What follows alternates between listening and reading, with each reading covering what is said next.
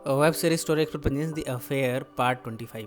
ये कहानी गर्मियों की छुट्टी बिताने के फैसले से शुरू हुई थी। नोआ और उसके परिवार के लिए सब कुछ बदलना तभी से शुरू हुआ था। ऐसी ऐसी घटनाएं हुई कि उसे जेल तक जाना पड़ा। पर जब वो जेल से बाहर लौटा है, अभी तक उसकी मुलाकात एलिसन से नहीं हो पाई है। देखा जाए तो एलिसन और नोआ ने अपने सुख के लिए सबको तकलीफ पहुंचाई, पर आज की तारीख में सभी ने अपनी ज़िंदगी में मूव ऑन कर लिया है। सबने अपनी अपनी खुशियाँ ढूंढ ली हैं, पर अकेले रह गए हैं तो वो है नोआ और दूसरी है एलिसन। इन दोनों को चैन मिलने का नाम नहीं ले रहा। न जाने उन्हें कब तक सज़ा मिलेगी। कहानी के पहले हिस्से में प्रोफेसर ली, जिनका असली नाम जूलियट है, उसकी कहानी बयां होगी। वो अक्सर अपना रिसर्च करती रहती है। एक राइटर को सबसे ज़्यादा इंटेलिजेंट बनना पड़ता है। उसे हर चीज़ की जानकारी होनी चाहिए, तभी वो उन विचारों को अपनी लिखाई में पिरो पाएगा। इसलिए अक्सर वो एक से हटकर दूसरी और फिर तीसरी किताबें पढ़ती रहती है। इसके साथ ही अपने स्टूडेंट्स को गाइड भी करती रहती है। इसी क्रम में वो फिलहाल डिसेंट पढ़ रही है। शाम को सभी स्टूडेंट्स नोआ समेत डिनर टेबल पर बैठे थे।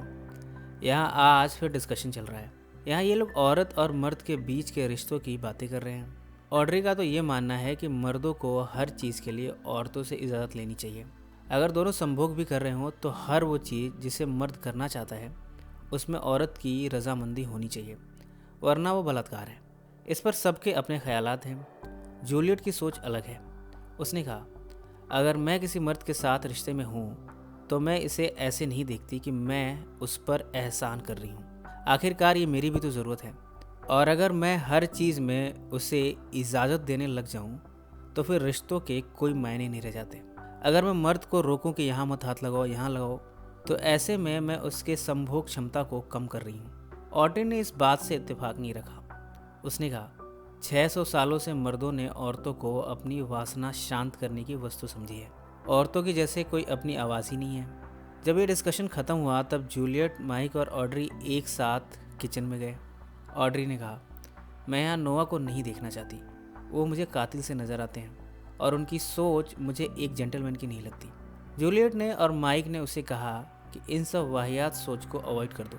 नोआ ने जो किया उसकी सज़ा वो भुगत के आया है। ऐसे में उसे फिर से सज़ा देना ये ठीक नहीं है। नोआ जब अकेले में था तब जूलियट उसका हाल चाल लेने गई। कोई उसे ठीक से पेश नहीं आता।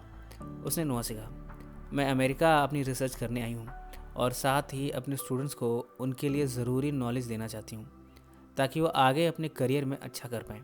मैंने चेस ऑफ लव, जो कि 14वीं सेंचुरी की किताब है, उस पर काफ़ी रिसर्च की है। मैं यहाँ सिर्फ ये सेमेस्टर ख़त्म होने तक हूँ, फिर वापस अपने पति के पास चली जाऊँगी क्रिसमस मनाने। वैसे ही मैंने अपने पति को क्रिसमस तक आने का वादा किया है। इन दोनों ने ऑड्री के बिहेवियर के बारे में बातचीत की। जब दोनों नज़दीक आने वाले थे तभी नोआ ने अपने कदम रोक लिए। उसकी परेशानी कुछ और है। उसे शांति चाहिए, न कि ये सब। जूलियट ने उसे रोकना चाहा पर वो नहीं रुका। थोड़ी देर बाद जूलियट इस घर में अकेली थी। उसके सारे स्टूडेंट्स जा चुके थे। उसे नोआ का एड्रेस मालूम है। पता नहीं उसके मन में क्या है। वो पहुंची है उसे मिलने उसके एड्रेस पर यहाँ जब उसने दरवाज़ा खोला तो देखा नोआ पर किसी ने हमला किया है। उसके गले से खून निकल रहा है। वो दौड़ के उसके पास पहुंची, किसी कपड़े से उसका गला बांधा। थोड़ी देर में एम्बुलेंस आ पहुंची उसे लेने। जब एम्बुलेंस नोआ को लिए चली गई तब जूलियट यहाँ अकेली बैठ गई। वो सोच रही है कि पता नहीं नोआ बचेगा कि नहीं, पर कम से कम वो सही समय पर पहुंच गई, शायद वो बच पाए। मौत को उसने इतने करीब से देखा है। उसे अपनी बेटी सबीना की याद आ गई। अक्सर जब हम आसपास किसी को मरते हुए देखते हैं तब अपनों को फ़ोन करते हैं, उनकी सलामती की दुआ मांगते हैं। जूलियट ने सबीना को फ़ोन करके उसका हालचाल लिया। वो जानना चाहती है कि उसकी बेटी ठीक तो है ना। और अब कहानी का दूसरा हिस्सा, जिसमें नोआ की कहानी बयां होगी। फ़िलहाल उसे इमरजेंसी वार्ड में ले जाया गया है। उसकी हालत बहुत नाजुक है और इसमें भी उसे जेल की इमेजेस दिख रही हैं, कैसे उसे हथकड़ियाँ पहनाई गई। इमरजेंसी में नर्स ने दूसरी नर्स से कहा, एक 50 साल के आदमी के गले में इतना तेज घाव। नोआ को जेल की धुंधली तो कभी साफ इमेजेस दिख रही हैं। इधर उसके खून से लिपटे शरीर को बार बार शॉक दिया जा रहा है। जब नोआ गहरी नींद में पहुंचा तब उसने जेल देखा। वहाँ उस शख्स को देखा जो अक्सर उसका पीछा करता रहता है। उस शख्स ने जेल में नोआ से कहा, मेरा नाम जॉन गंथर है, मैं यहाँ स्टाफ में हूँ, हम हाई स्कूल में साथ थे। नोआ ने याद करने की कोशिश की पर वो पूरी तरह आश्वस्त नहीं हुआ। गंथर ने कहा, तुम्हें याद नहीं है, पर मुझे सब याद है। मैंने तुम्हारी लिखी किताब पढ़ी है। तुम तो बड़ी हस्ती बन गए हो। यहाँ मैं तुम पर नज़र रखूँगा। मैं बहुत पहले से तुम तक पहुँचना चाहता था और अब तुम खुद मेरे पास आ गए। इतने में उसकी नींद खुल गई। नर्स ने कहा, आप खुशकिस्मत हैं कि आप बच गए। यहाँ जाकर शायद ही कोई लौटता है, वो भी इस उम्र में, इतना खून निकलने के बाद भी। नर्स ने आगे भी कहा, आपकी बीवी आपसे मिलने आई है। नोआ थोड़ा खुश हुआ। उसे लगा एलिसन आई है, इतने लंबे समय बाद वो उसे देख पाएगा, पर उसकी उम्मीदों पर पानी फिर गया। यहाँ एलिसन नहीं बल्कि हेलन आई है। हेलन जानना चाहती है कि आखिर ये सब किसने किया, पर नोआ ने कुछ नहीं बताया। उसे इतना याद है कि देर रात को अपने कमरे में पहुंचा, बर्तन धोए। इसके बाद उसे कुछ याद नहीं। ट्रेवर और स्टेसी भी नोआ से मिलने आए हैं। नोआ ने हेलन से कहा, हेलन मैं अभी और जीना चाहता हूँ, क्या मैं जी पाऊँगा? हेलन ने उसके सवाल का कोई जवाब नहीं दिया, उसके पास बैठ गई। इसके बाद नोआ फिर से नींद में चला गया। जेल में उसे गंथर दिखा, जो कि उसके लिए कागज़ कलम लाता है, उसे लिखने में उसकी मदद करता है। इधर हॉस्पिटल में उससे मिलने 2 डिटेक्टिव आए हैं। वो जानना चाहते हैं कि आखिर उस पर हमला करने वाला शख्स था कौन। डिटेक्टिव ने कहा, क्या आपको लगता है कि लॉकआउट्स में से किसी का हाथ हो सकता है या फिर एलिसन का हाथ हो सकता है? नोआ ने कहा, मुझे कुछ नहीं मालूम। मैं तो 3 साल के बाद जेल से रिहा होकर आया हूँ। उसके बाद मेरे साथ क्या हो रहा है मुझे कुछ नहीं मालूम। कुछ दिनों बाद नोआ जब ठीक हो गया तब उसकी बहन नीना उसे लेने आई है। कार में अपने भाई की हालत पर नीना रो पड़ी। उसने कहा, तुमने कभी किसी के साथ ठीक से रिश्ता नहीं निभाया। कोई है तुम्हारे पास जो तुम्हारा अपना हो? और ये जूलियट आधी रात को तुम्हारे अपार्टमेंट में क्या कर रही थी? नोआ, अपने आप को देखो। कौन है तुम्हारे पास? क्या बचा है तुम्हारे पास? मुझे तुम्हारी ये हालत देखी नहीं जाती। तुम ये घर ले क्यों नहीं लेते? उसने चाबी आगे बढ़ाई, पर नोआ ने कहा, तुम इसे बेच लो नीना।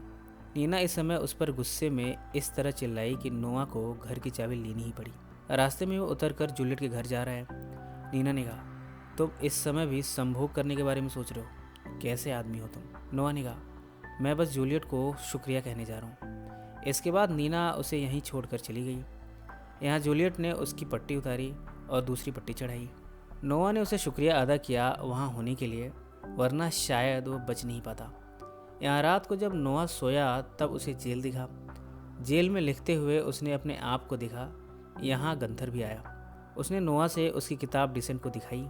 गंथर ने कहा, क्या मुझे इस पर तुम्हारे सिग्नेचर्स मिल जाएंगे? नोआ ने साइन भी किया। सामने गंथर ने एलिसन की तस्वीर लगी देखी।